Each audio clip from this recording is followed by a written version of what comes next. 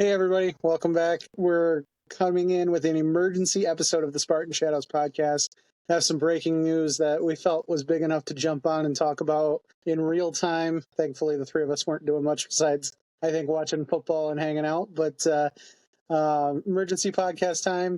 Connor Moore, the number one rated offensive tackle left in the transfer portal, coming from FCS Montana State, has committed to MSU. Of course, he did this before we got our regular episode that we recorded earlier today, where we talked about him visiting.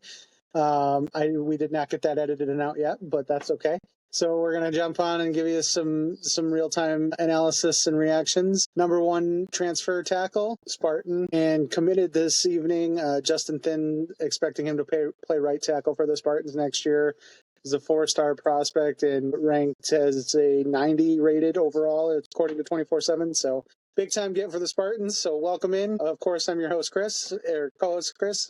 Zach and Emmett, my other co-hosts, are with me. And guys, big news. Good news. Fun news.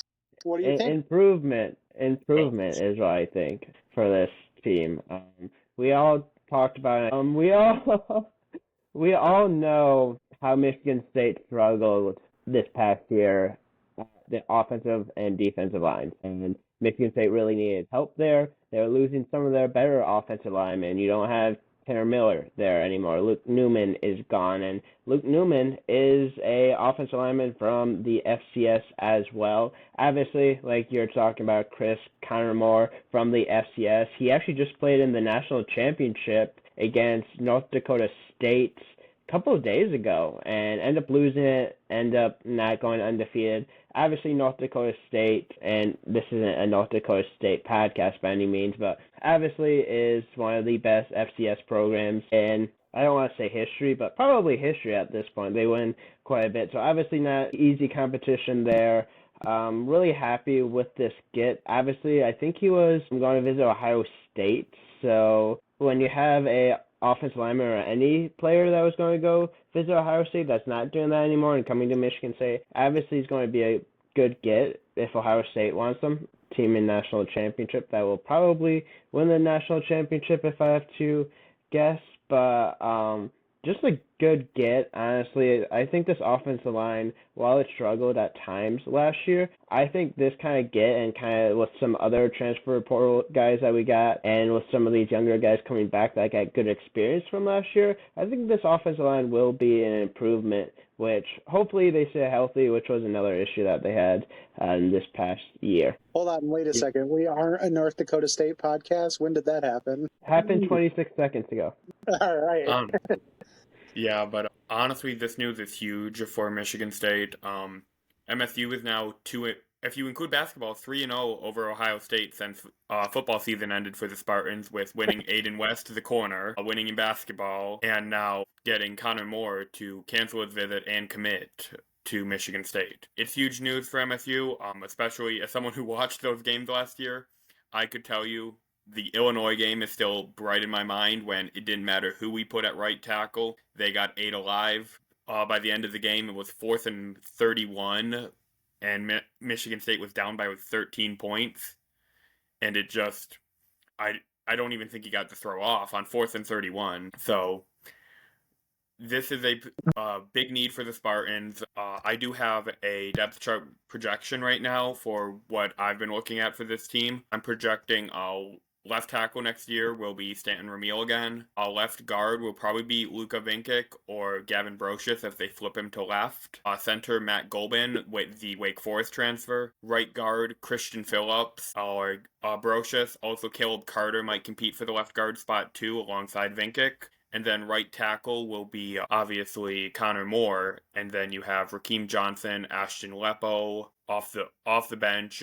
And one thing I was saying before this podcast started was, with Mason Minnie, who was a primary blocking tight end, flipping his commitment to Cal, and Michael Masunas coming off a shoulder injury as a blocking tight end, you might see the Spartans look at, if I'm a betting man, I would say the Spartans might look at having that Dan Skipper package that the Detroit Lions use, where you have a 6 lineman in the game for your run-heavy positions. You could see a Rakeem Johnson, you could see a Ashton Lepo go there, or you might see, after the spring portal opens, a player hit the portal because you have Connor Moore, a day one starter. There is no doubt in my mind, 2 years of eligibility, Connor Moore will be starting from day one pending any injury. And I need to see if Ashton Leffel can catch the ball. Just see if Ashton Leffel can catch the ball like first, and then if he can catch the ball, then he could be good. nice stand skipper package. 6'7".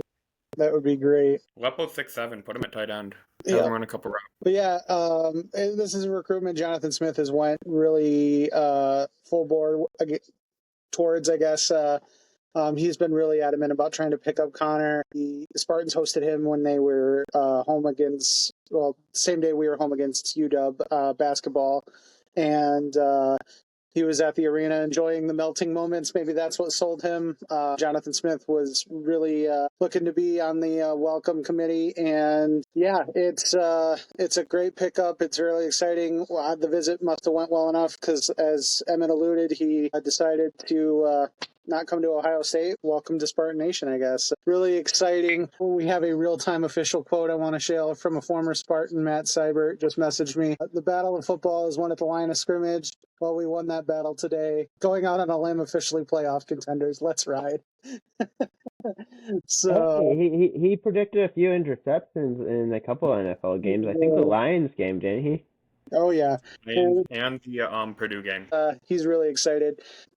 I think all Spartans are. I think we're, I don't know, maybe screaming playoffs yet, but we're all pretty excited and happy to welcome Connor to campus. So big pickup for Coach Smith, big pickup for the Spartans. Coach Mahalchek, having an offensive line coach to his caliber too helps bring in these FCS transfers that have really stood out, and they want to just develop a little bit more under a high major college coach. And Coach Mahalchuk has that pedigree. He's put countless players in the NFL, and that seems where Connor is hoping to be one of those as well. So welcome to East Lansing, Connor. We appreciate the commitment, and we're excited to see you get to work. And hopefully, like we kind of mentioned on the podcast that hasn't even aired yet, not keep Aiden running for his life. So, but that's all I had. Anybody want to add anything before we sign off for the evening? But just one thing that I'm thinking of, if we have, say, a Connor Moore during this season, the 2024 season, I think it would be safe to say you could probably flip the result of a game or two. You could probably flip that Boston College game. Yeah, for sure. Example, that's the main one that sticks out in my mind. Michigan, it would be hard because it was more of a combustion that was unforced errors. Yeah. But I think you could make an argument Michigan could flip.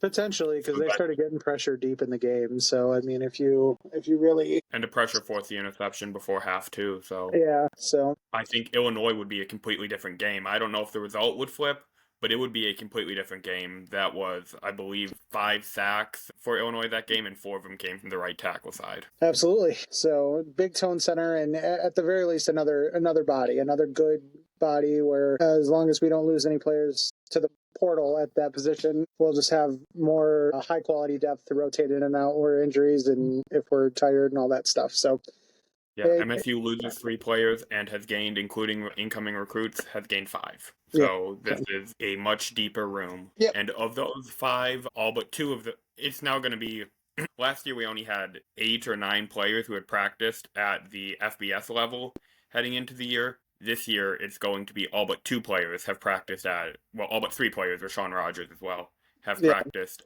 to the FBS level, FBS or FCS level heading into the year. It is a completely different room. Everyone has experience. So, all right. Well, I think that'll do it. Zach, did you want to add anything? No, I think we hit almost everything. Just excited about this. Get excited about hopefully finally winning the line of scrimmage. It's been way too long since Michigan State has won the line of scrimmage. We'll see what the defensive line does. I think we still have a little ways to go probably there, but this starting offensive line sounding pretty good from just on paper. Obviously, playing the actual game is different, but on paper, a lot better. Ways to go till spring ball is completed and summer camp's completed, but stay healthy and we may be cooking with something, having something to cook with, as Ben Johnson likes to say. So, but all right, well, that'll do it. This has been the emergency episode. Our regular episode that we had recorded earlier today will hopefully probably come out tomorrow on Sunday. So we appreciate you guys tuning in, and as always, go green. Go white. Go white.